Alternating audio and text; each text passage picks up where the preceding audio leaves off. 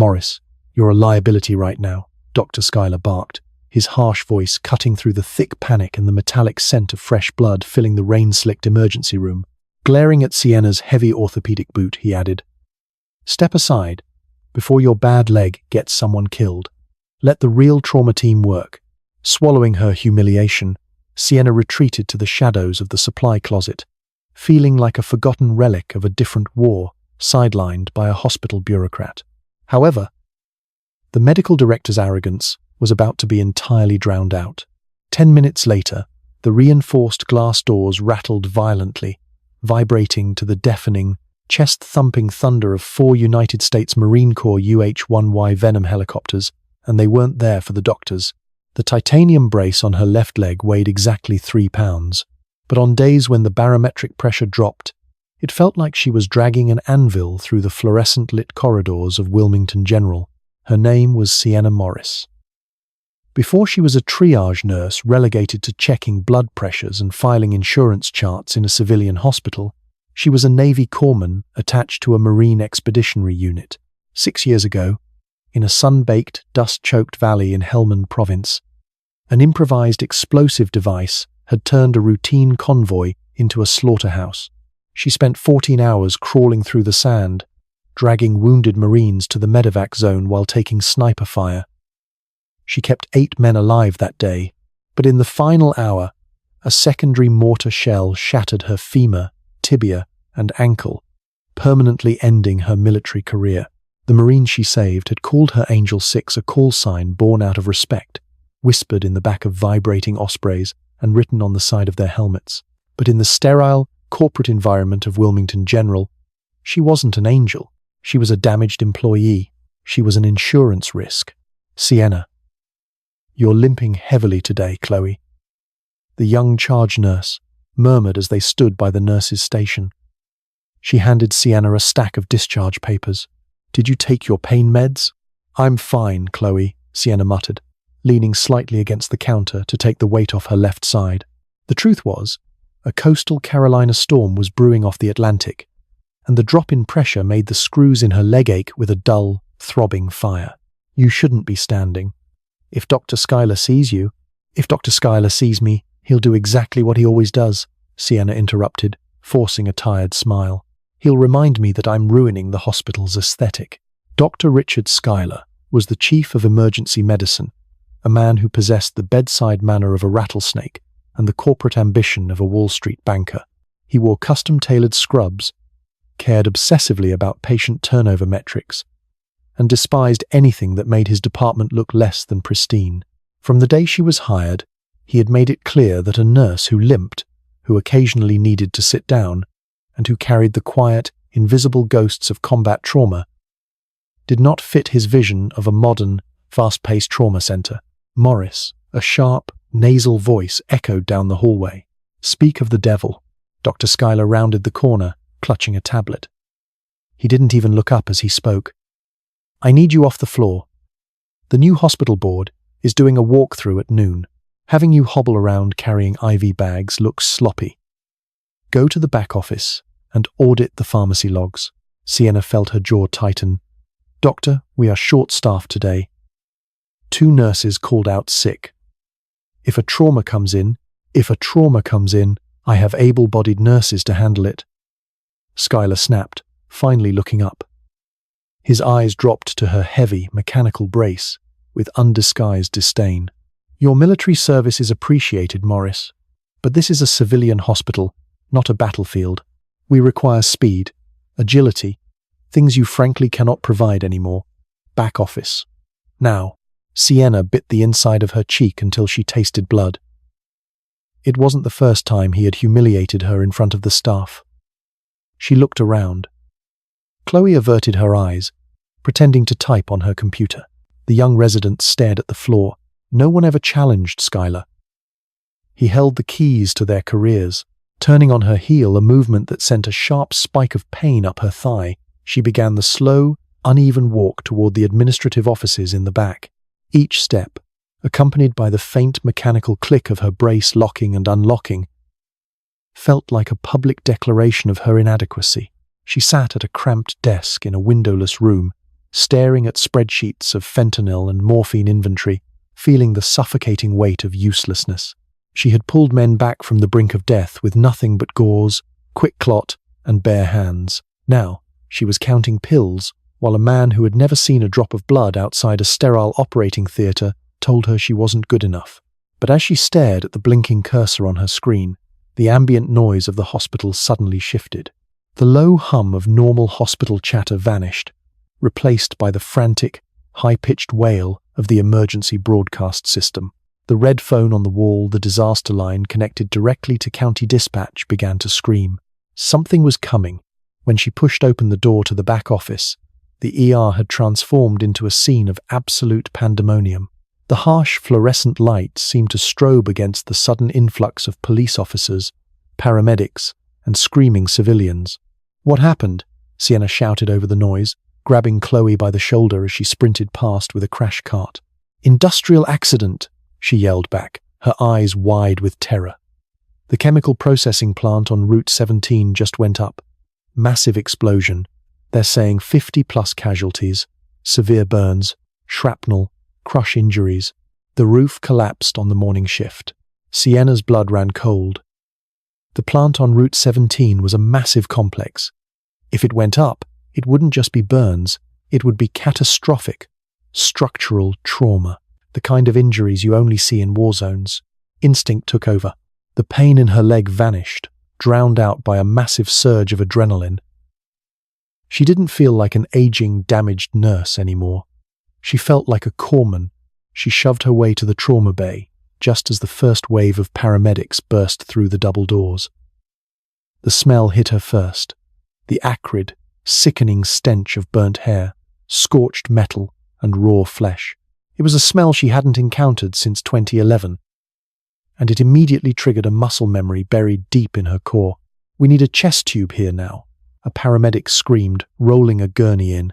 The man on the bed was grey, gasping for air like a fish out of water. His chest caved in on the left side.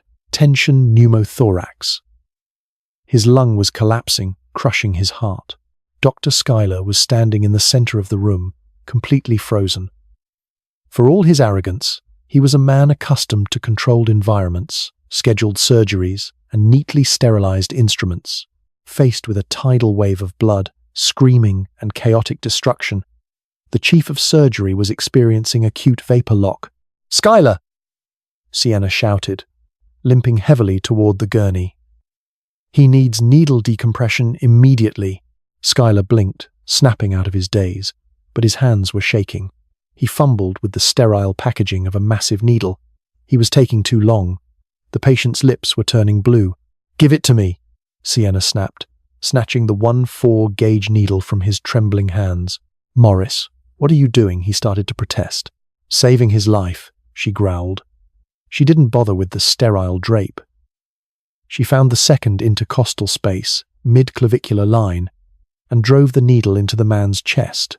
A loud, sharp hiss of trapped air escaping filled the space between them. Instantly, the man took a massive, rattling breath. The color began to return to his face. She pulled the needle out, secured the catheter, and turned back to the room.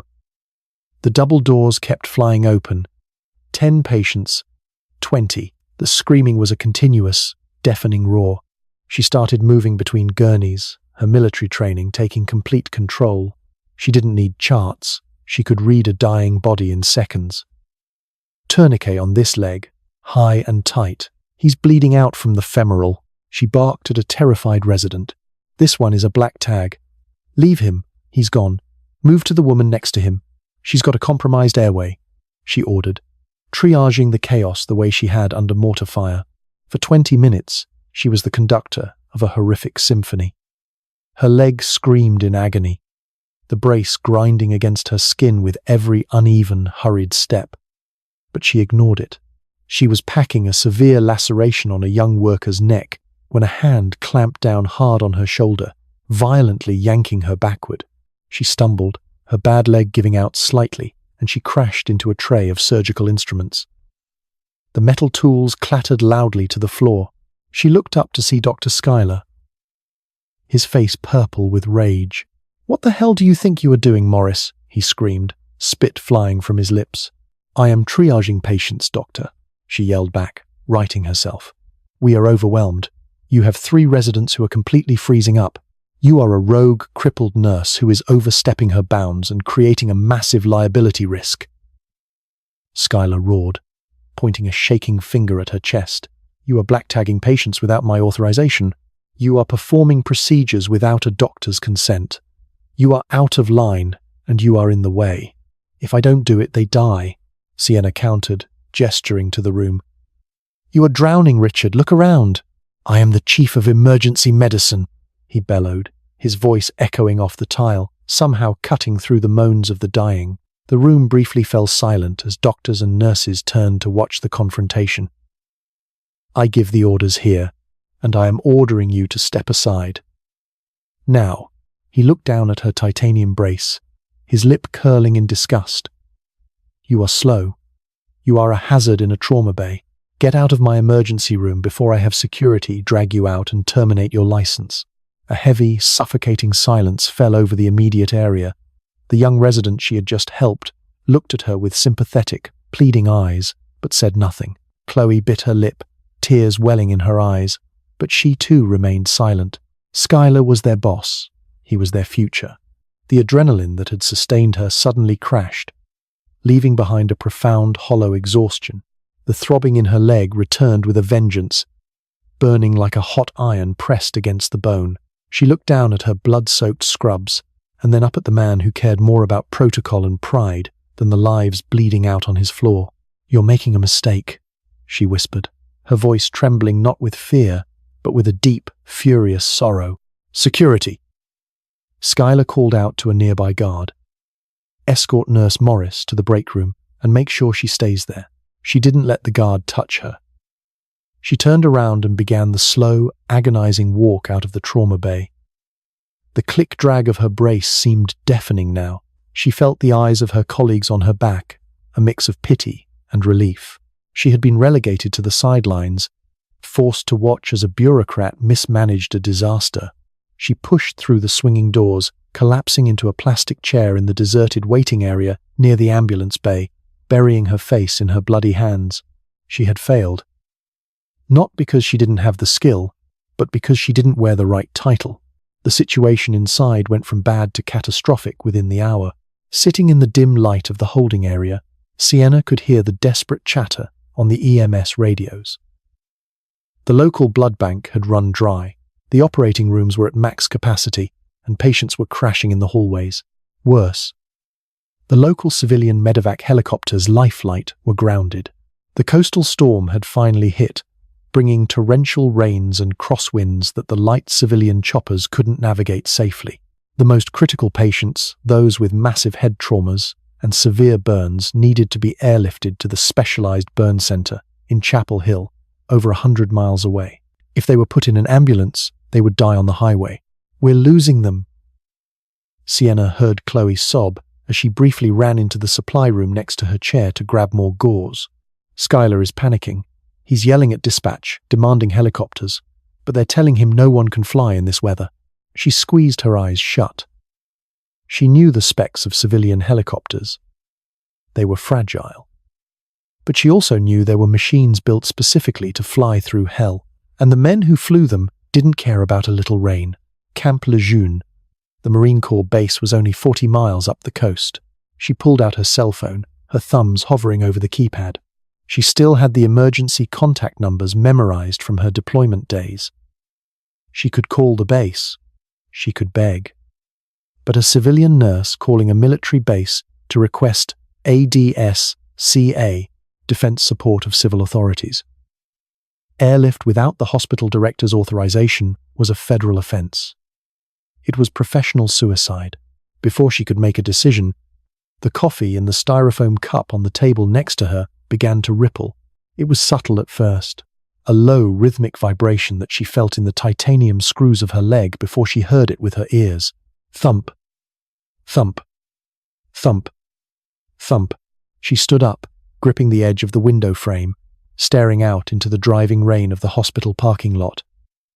The storm was thrashing the palm trees, the sky a bruised, violent purple. The vibration grew from a hum to a roar. The glass panes of the windows began to rattle violently in their casings. "What is that?" a security guard muttered, stepping up beside her, looking wildly at the sky. Suddenly, bursting through the low-hanging, charcoal storm clouds, came the massive, predatory silhouettes of 4 United States Marine Corps UH-1Y Venom helicopters. They were painted a flat, tactical grey, entirely unbothered by the gale-force winds that were grounding every other aircraft in the state. They didn't head for the hospital's rooftop helipad. It was only rated for 1 light civilian chopper, and these military beasts would have crushed it. Instead, they banked sharply, descending in perfect formation toward the massive, open employee parking lot adjacent to the ER. Cars' alarms instantly triggered in a cacophony of shrieks as the rotor wash slammed into the ground, turning the rain into sideways bullets. The sound was deafening, a mechanical thunder that seemed to shake the very foundation of the hospital.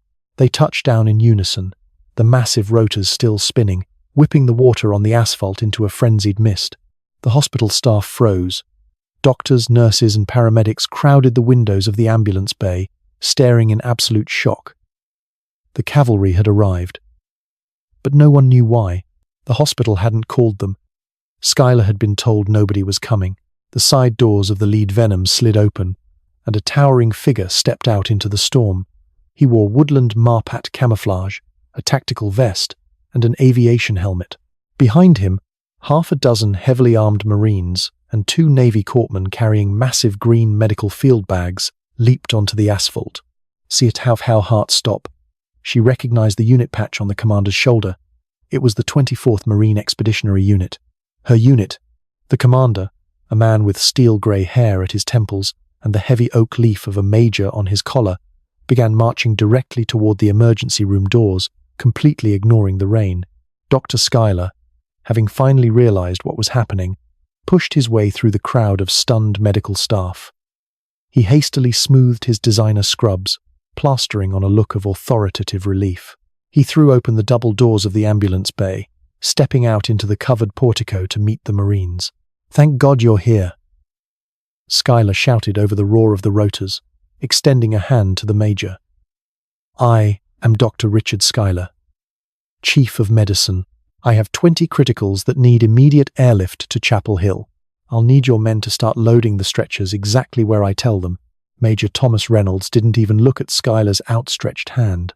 He completely ignored the doctor, his eyes scanning the crowd of medical personnel huddled behind the glass doors. He keyed the microphone attached to his tactical vest, which was wired into a megaphone system on the lead helicopter. When he spoke, his voice boomed over the rotor noise, echoing across the chaotic parking lot like the voice of God. "Stand down, Doctor. We are not here to take your orders." Skylar recoiled as if he had been slapped, his face flushing crimson. "Excuse me? I am in charge of this facility. This is a civilian emergency, and you are required to—" Major Reynolds took a step forward, towering over the chief of surgery, his expression carved from granite. He didn't raise his voice, but the absolute, lethal authority in his tone made Skylar flinch. "I said, stand down," Reynolds commanded. He turned his head, his piercing eyes locking onto the sea of scrubs. He raised a heavy, rain-slicked hand and pointed a finger directly at the crowd. "We received a distress signal regarding a mass casualty event with inadequate trauma triage," Major Reynolds announced, his voice booming over the megaphone. "The United States Marine Corps has arrived to provide medevac and trauma support, but we don't work for bureaucrats." Reynolds paused, the rain running down his scarred face. "We are requesting the immediate presence of Angel 6. We don't move a single patient until she is in command of the triage floor." A dead silence fell over the hospital staff. The paramedics looked confused.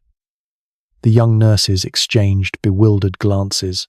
Dr. Skylar looked wildly around. "Angel 6? What the hell is an Angel 6? There is no one here by that name. I am the Chief of Surgery. I am in command." Major Reynolds stepped around Skylar as if the doctor were nothing more than a puddle on the ground. He walked right up to the glass doors of the ambulance bay, looking directly through the crowd, straight to the back where Sienna was standing in the shadows. He brought his right hand up in a crisp, sharp salute. "Corman Morris," Major Reynolds yelled, his voice cracking with an emotion Sienna hadn't seen since the dust settled in Helmand Province. "Your choppers are standing by. Who lives and who dies, ma'am?" The silence that followed Major Reynolds' salute was absolute, heavy enough to drown out the apocalyptic roar of the 4 Venom helicopters idling in the parking lot. For 3 agonizing seconds, no one breathed. The flashing red and blue lights of the abandoned ambulances reflected off the wet asphalt, casting erratic shadows across the faces of her stunned colleagues. "Doctor," Richard Schuyler stared at the towering Marine, his mouth opening and closing like a suffocating fish. He turned his head slowly, following the trajectory of the Major's gaze, until his eyes landed on Morris. She was still standing in the dim shadows near the supply closet, her scrubs plastered to her skin with sweat and the blood of a dozen strangers, her heavy orthopedic boot securely locked in place. "Morris?" Schuyler choked out, the syllable stumbling over his tongue. The arrogance had entirely drained from his face, replaced by a profound, nauseating confusion. You called the military? You bypassed hospital protocol to call the United States Marine Corps?" She didn't answer him. She didn't even look at him. She locked eyes with Major Reynolds. The ghosts of Helmand Province, the dust, the gunfire, the desperate prayers whispered over bleeding men suddenly felt very present, but they no longer felt like a weight. They felt like armor. She stepped forward. The crowd of doctors, nurses, and technicians instinctively parted, creating a narrow aisle for her. The only sound inside the sliding glass doors was the heavy, rhythmic click-drag of her titanium brace against the linoleum. It was the sound Schuyler had mocked just an hour ago. Now, it was the only sound that mattered. "Major Reynolds," she said, her voice remarkably steady, devoid of the tremor that had plagued her all morning. She stopped at the threshold of the emergency room doors, the cold, rain-soaked wind whipping her loose hair across her face. "Angel 6, Reynolds replied, a fierce, almost imperceptible smile touching the corners of his scarred lips. "We got a secure radio ping from Paramedic Davis on the inbound EMS channel. He stated the civilian command structure at Wilmington General had catastrophically collapsed. Triage protocols were failing, and the facility was going under. He recognized your name on the duty roster. He used a defunct MEU frequency to reach base command. Said, we needed to get our guardian angel some wings." She glanced over her shoulder. Paramedic Davis, an older, quiet man who usually drove the bariatric transport rig, was standing near the trauma bay doors. She knew he was an Iraq War veteran, but they had rarely spoken about it. He gave her a single, slow nod. He had watched Schuyler banish her, and he had made the call that no civilian dared to make. "This is completely illegal." Schuyler suddenly shrieked, his panic morphing into a desperate, flailing rage. He stepped into her path, physically blocking her from the Marines. "This is a private medical facility. You are trespassing on hospital grounds. I am the Chief of Medicine, and I am ordering you to leave immediately. And Morris, you are fired. As of this second, you are terminated, and I will see you brought up on federal charges for misuse of military assets." Major Reynolds didn't blink. He stepped under the hospital awning, towering over Schuyler. Under the defense support of civil authorities, Title 10 of the United States Code, federal military assets may be deployed in immediate response to a catastrophic civilian emergency, when local resources are critically overwhelmed and a massive loss of life is imminent, Reynolds stated, his voice ringing with the uncompromising clarity of a textbook. Furthermore, the local EMS incident commander, Paramedic Davis, has officially declared a mass casualty event and requested federal logistical and medical intervention. Legally, Doctor. Your jurisdiction ended the moment your trauma bay reached 300% capacity, and you failed to initiate standard triage protocols. Reynolds leaned in closer, his voice dropping to a low, dangerous gravel. "Now, you have two choices. You can step aside and let my corpsmen save these people, or I can have 2 of my Marines physically restrain you for obstructing a federal disaster response. Make your choice. You have 3 seconds. Skylar turned completely pale. He looked at the heavily armed Marines standing behind Reynolds, their hands resting neutrally but menacingly near their tactical belts. Then, he looked at his own staff. Not a single doctor or nurse stepped forward to defend him. Chloe, the charge nurse, was actually glaring at him. Skylar took a slow, trembling step backward, his hands raised in a gesture of defeat. He shrunk against the glass wall, completely neutralized. Reynolds turned his attention back to Sienna, the hard edge in his eyes softening just a fraction. "The floor is yours, Morris. What do you need?" The transition was instantaneous. The injured, exhausted civilian nurse vanished, and the Navy corpsman took the helm. "I have 12 criticals inside that need immediate transport to the Chapel Hill burn unit, but they are too unstable for a standard flight," she barked, pointing to the lead helicopter. "I need your 2 largest birds stripped of non-essential gear. Turn them into flying intensive care units. I need 2 of your corpsmen on each bird with whole blood, push-dose epinephrine, and ventilators." "Done," Reynolds said, signaling to his men. Instantly, a dozen Marines sprinted back toward the Venoms, moving with terrifying efficiency. "The rest of your medical personnel are with me," she continued, turning to face the doors. "Inside, we have massive crush injuries, internal hemorrhaging, and severe trauma. The civilian staff is exhausted and panicking. I need your corpsmen to pair up with my nurses, 1 Marine to 1 civilian. Establish immediate order. Retriage every single patient in this building using military combat guidelines. If they are a black tag, we make them comfortable, but we do not waste resources. Understood?" "Hooah." The remaining 6 Navy corpsmen grunted in unison, hoisting their massive green trauma bags over their shoulders. She pushed through the double doors, leading the military element directly into the slaughterhouse that Dr. Schuyler had abandoned. "Listen up," she shouted, her voice echoing off the blood-stained walls of the ER. The sheer authority in the tone caused several panicking residents to freeze in their tracks. "Command structure has shifted. As of right now, we are operating under combat triage protocols. Every civilian provider is now paired with a Navy corpsman. You will follow their lead on hemorrhage control and airway management. We are clearing this backlog in 20 minutes. The transformation of the emergency room was nothing short of miraculous. The chaotic, screaming panic dissolved, replaced by the crisp, localized, tactical communication of military medicine. "I need a fast scan on bed 3. Negative fluid in the right upper quadrant. Tourniquet secured. Time is 1400 hours. Give me 20 of etimidate and 100 of sucks. We're securing this airway now." She moved through the chaos.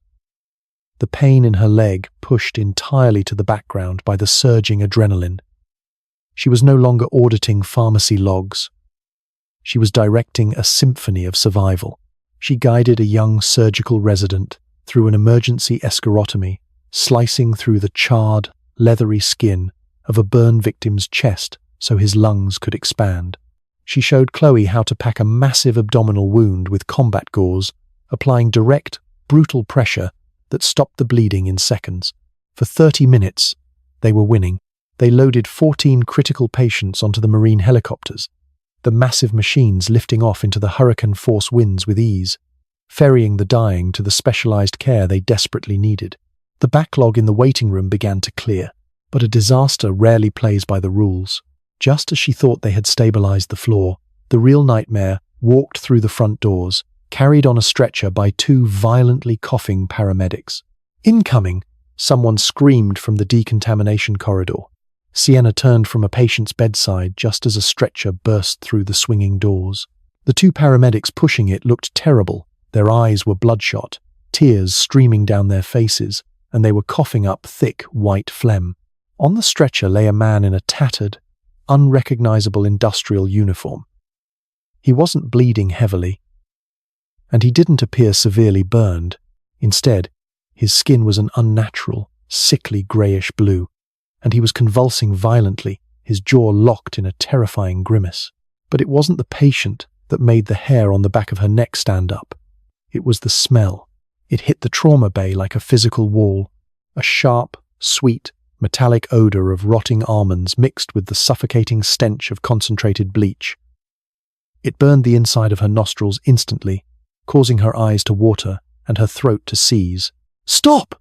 she screamed, lunging forward, ignoring the shooting pain in her braced leg. "Do not bring him into the main bay.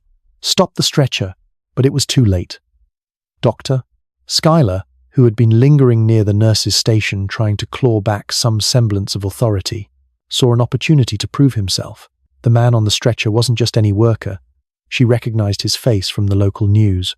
It was Arthur Pendleton, the regional director of the chemical plant.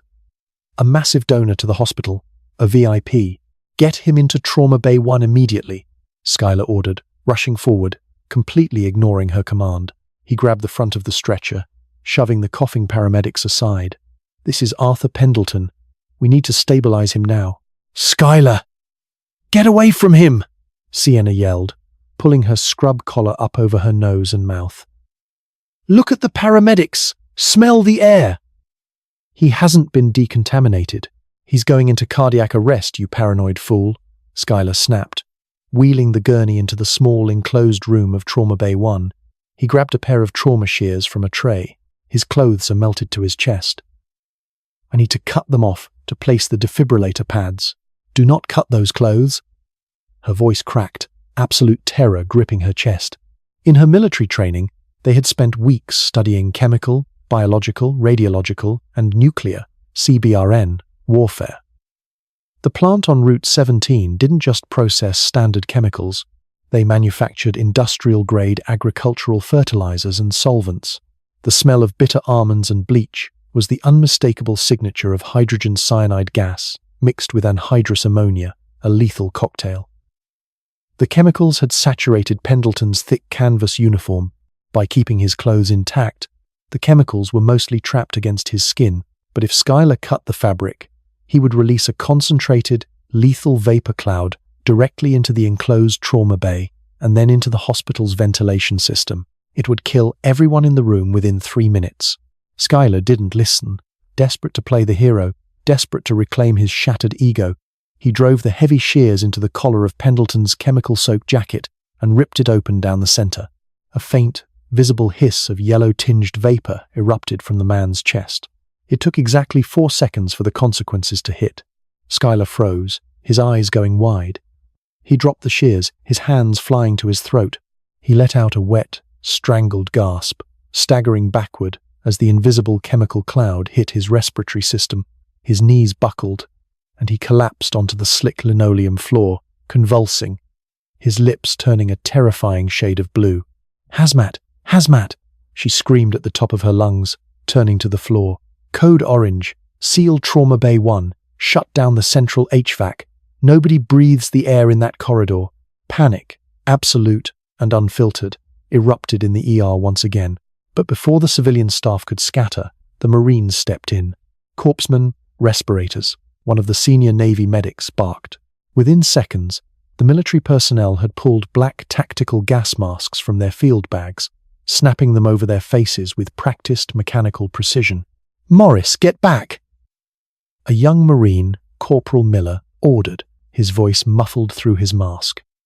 He grabbed her shoulder, physically pulling her away from the expanding invisible cloud.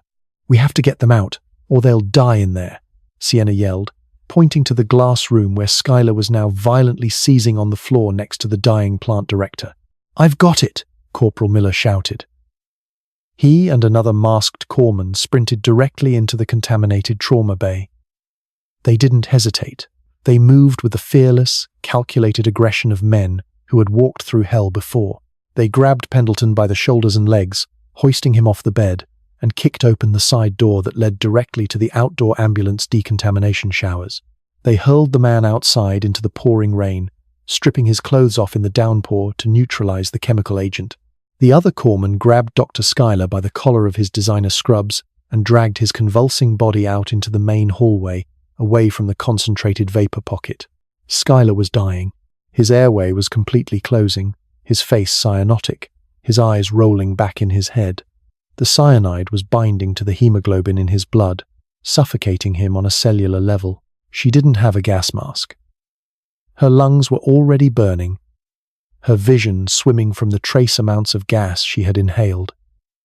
But she didn't care. She dropped to her knees beside the man who had tormented her, mocked her, and tried to ruin her career. "Chloe," she choked out, coughing violently as she tilted Skylar's head back. "Cyanide antidote kit! Pharmacy! Lockbox! Now!" Chloe sprinted down the hall, returning seconds later with the bright red emergency box. Her hands were shaking so badly, she dropped it. She ripped it open, her fingers moving entirely on muscle memory. "Sodium nitrite. Give me a syringe." She didn't bother looking for a vein in his arm. His blood pressure was too low. She grabbed his leg, found the intraosseous landmark just below his knee, and drove a heavy IO drill directly into his bone. Skylar didn't even flinch. He was seconds away from brain death. She attached the syringe to the bone port and slammed the heavy dose of sodium nitrite directly into his marrow, followed immediately by sodium thiosulfate. "Come on, you arrogant son of a bitch," she whispered fiercely, performing a jaw-thrust maneuver to open his airway, manually pumping oxygen into his lungs with a bag valve mask. "Don't you dare die on my floor. Breathe." For 1 minute, there was nothing. No pulse. No movement. The ER was completely silent, save for the mechanical hiss of the marine respirators and the distant thunder of the storm outside. Then, Skylar's chest hitched. He let out a violent, ragged cough, spewing a mixture of saliva and vomit onto the floor. His eyes snapped open, bloodshot and terrified, darting wildly around the room. He took a massive, rattling gulp of air, his hands clutching desperately at his chest. He was alive. She slumped backward, sitting heavily on the floor, the titanium brace on her leg locking straight out in front of her. She ripped off her gloves, throwing them onto the floor, her chest heaving as the adrenaline finally, completely, left her body. Skylar lay on his back, gasping, staring up at the ceiling. Slowly, he turned his head, his terrified eyes meeting hers. He saw the empty syringes. He saw the bone drill in his leg. He saw the Marines standing guard, securing the perimeter. He realized exactly what he had done, and exactly who had saved him. He opened his mouth to speak, but no words came out. He just stared at her, a profound, shattering realization breaking through his arrogance. Major Reynolds walked over, the heavy soles of his boots crunching lightly on the medical debris. He looked down at Skylar with a mixture of pity and disgust, then knelt beside her. "You good, Angel 6?" he asked quietly. She looked at the exhausted, soot-covered faces of the nurses, the stabilized patients, the organized, quiet hum of a functioning trauma center. She felt the familiar, dull ache of the metal in her leg, and for the first time in 6 years, she didn't hate it. It was proof that she had survived. "Yeah, Major," she whispered, wiping sweat from her forehead. "I'm good. The immediate aftermath of a mass casualty event does not look like the movies. There is no swelling orchestral music, no slow-motion embraces, and no sudden, profound sense of peace. Real survival is ugly, exhausting, and smells like bleach and copper." For the next 2 hours, Trauma Bay 1 remained completely sealed off, cordoned by thick yellow biohazard tape. The local fire department's hazmat unit finally arrived, lumbering through the sliding glass doors in their bulky, pressurized Level A suits.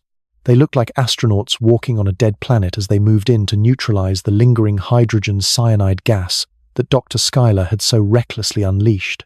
Outside, the coastal storm finally broke. The torrential rain faded into a heavy, coastal mist, and the bruised purple sky began to fracture, letting in weak, grey shafts of morning light. Major Reynolds and his Marines had established a temporary decontamination corridor in the ambulance bay. They were methodical, hosing down the pavement, packing away their green trauma bags, and logging every single intervention they had performed on the civilian patients. They moved with the quiet, understated humility of men who had done this 100 times before in much worse places. Sienna was sitting on the edge of an empty gurney in the hallway, her left leg elevated on a stack of folded blankets. The throbbing in her femur had reached a crescendo, a blinding white-hot ache that radiated up into her hip. She was shivering, a delayed physiological reaction to the adrenaline leaving her bloodstream. Chloe had draped a warm, heated blanket over her shoulders and pressed a cup of sugary tea into her hands. "Drink it, Sienna," she murmured, her face pale and streaked with soot. "Your blood sugar is crashing." Before she could take a sip, the heavy double doors of the main hospital entrance swung open with violent force. A team of men in tailored suits marched into the emergency department, their expensive leather shoes clicking sharply against the blood-stained linoleum. Leading the pack was William H. Caldwell, the chief executive officer of Wilmington General Hospital. Caldwell was a ruthless corporate operator, a man who viewed medicine strictly through the lens of profit margins, liability matrices, and public relations. He stopped dead in his tracks at the nurses' station, his eyes sweeping over the apocalyptic scene. He saw the shattered glass, the pools of water and iodine, the exhausted nurses slumped against the walls, and the heavily armed United States Marines standing guard near the trauma bays. "What in God's name happened to my hospital?" Caldwell demanded, his voice trembling with a mixture of rage and absolute horror. He spotted Dr. Schuyler. Schuyler was no longer the immaculate, untouchable chief of surgery. He was lying on a gurney near the hallway, an oxygen mask strapped tightly over his face, an IV line dripping antiarrhythmic medication into his arm, and a thick, gauze-wrapped intraosseous line drilled directly into his shin bone. He looked 10 years older, his skin sallow, his eyes vacant. "Richard," Caldwell gasped, rushing over to the gurney. "Who did this to you? Where is the administrative staff? Why are there military helicopters parked on my executive lot?" Schuyler weakly reached up, pulling the oxygen mask down to his chin. He coughed, a wet, rattling sound. He didn't point at the Marines. He didn't point at the plant director. He raised a shaking, pale finger and pointed directly at Sienna. "Her," Schuyler rasped, his voice dripping with venom despite his shattered physical state. "Nurse Morris. She orchestrated a mutiny. She bypassed local authorities and called in the military. She took over the floor. She assaulted me." Caldwell stood up, his face flushing crimson. He turned his furious gaze towards Sienna, adjusting his suit jacket. "Morris," Caldwell snapped, marching toward her gurney. "You are the triage nurse with the orthopedic impairment, correct? I want your badge. I want your nursing license. I am having you arrested for unauthorized use of federal communications and reckless endangerment of this facility. You have single-handedly exposed this hospital to millions of dollars in liability." She didn't flinch. She slowly lowered her cup of tea, the heat radiating through her cold fingers. She looked Caldwell dead in the eye, preparing to absorb the corporate execution. She had saved lives today, and if the cost was her career, it was a price she was entirely willing to pay. But before she could speak, a massive shadow fell over Caldwell. Major Reynolds stepped between them, his tactical vest completely blocking the CEO's view of her. The Marine commander looked down at the hospital executive with the kind of cold, predatory stillness that made dangerous men hesitate. "Mr. Caldwell, I presume?" Major Reynolds said, his voice low and dangerously calm. "I am the CEO of this hospital." Caldwell puffed his chest out, trying to reclaim his authority. "And you, Major, are trespassing. I demand you remove your men from my facility immediately." "Your facility was a slaughterhouse 3 hours ago, Mr. Caldwell," Reynolds replied, not moving an inch. "Your chief of surgery froze under pressure. He failed to implement mass casualty protocols. He abandoned critically wounded civilians. And then, in a spectacular display of staggering incompetence, he cut open the chemically soaked uniform of Arthur Pendleton, releasing a lethal cloud of hydrogen cyanide into a sealed trauma bay." Caldwell's jaw dropped. The color instantly drained from his face. "Cyanide?" "Yes, sir. Cyanide," Reynolds confirmed, stepping closer. Dr. Schuyler nearly killed himself, the patient, and every nurse in a 50-foot radius. The only reason your chief of surgery is currently breathing is because Corman Morris recognized the chemical signature, ordered the evacuation, and drilled an intraosseous line into his leg to push the antidote while the man was actively dying on the floor. Reynolds gestured to the surrounding room. This woman didn't expose you to liability, Mr. Caldwell. She saved you from a multi-million-dollar wrongful death lawsuit, a federal EPA investigation, and the catastrophic loss of 22 civilian lives. If you want her badge, you'll have to go through the United States Marine Corps to get it." Caldwell was speechless. He looked at Skylar, who had turned his head away in shame. He looked at the hazmat teams scrubbing Trauma Bay 1, and then he looked at Sienna, realizing the sheer magnitude of the disaster that had just been averted. "Paramedic Davis," Major Reynolds called out over his shoulder. Davis stepped out from the crowd of EMS workers, holding a thick, black radio logbook. "For the record, Mr. Caldwell," Davis said loudly, ensuring every doctor and nurse in the room could hear him. "Nurse Morris didn't call the military. I did. As the local EMS incident commander on scene, I declared a total collapse of the civilian medical command. I initiated the Defense Support of Civil Authorities protocol. Morris had nothing to do with the comms. She was too busy doing the job your doctors wouldn't do."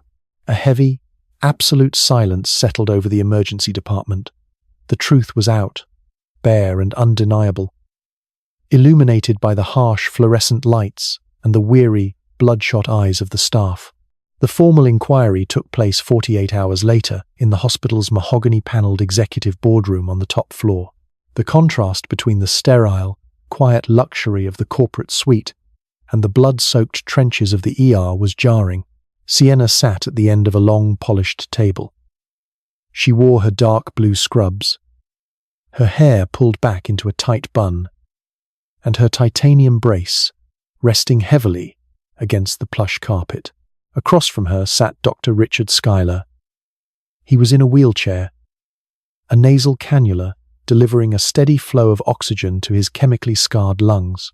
He looked fragile, stripped of his custom-tailored suits and his towering ego. At the head of the table sat William Caldwell, flanked by the hospital's elite legal team and 2 representatives from the state medical board. To Caldwell's right sat Arthur Pendleton's corporate attorneys. Pendleton had survived the chemical exposure and the blast, entirely due to the Marines dragging him into the rain, and her refusal to let Schuyler cut his clothes inside the hospital. "This hearing is highly irregular, but necessary given the unprecedented nature of Wednesday's events," Caldwell began, clearing his throat. He refused to make eye contact with Schuyler. Caldwell pressed a button on a remote control, and a large flat-screen TV on the wall flickered to life. It displayed the silent, high-definition security footage from the emergency room. They watched the chaos unfold. They watched Schuyler freeze in the center of the room. They watched Sienna decompress the chest of the dying worker. They watched Schuyler grab her shoulder, yell at her, and banish her from the floor. And then they watched the arrival of the Marines, the seamless transition of power, and the terrifying climax in the hallway. The footage clearly showed her screaming at Schuyler to stop. It showed him ignoring her, slicing the jacket, and instantly collapsing as the invisible gas hit his face. The video ended. The silence in the boardroom was suffocating. Dr. Schuyler, the lead investigator for the state medical board, said, his voice entirely devoid of sympathy.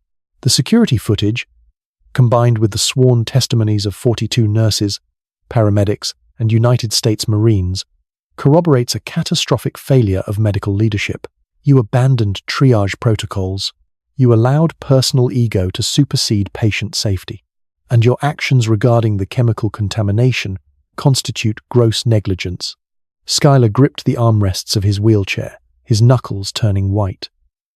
He opened his mouth, desperately searching for a defense, an excuse, a loophole. I was overwhelmed. The patient volume, the lack of resources. You weren't overwhelmed, Richard, Caldwell interrupted, his voice cold and final. You were arrogant. You let a qualified trauma expert sit in a supply closet because you didn't like the sound of her footsteps. Caldwell turned to the legal team. The hospital board convened this morning. Effective immediately, Dr. Richard Schuyler is terminated for cause. His medical license is under formal suspension pending a state review. He will be escorted off the premises by security. Schuyler closed his eyes, a single tear slipping down his pale cheek. The empire he had built on intimidation and metrics had crumbled in a matter of seconds. Two security guards stepped forward, silently wheeling his chair out of the boardroom. He didn't look at her as he passed.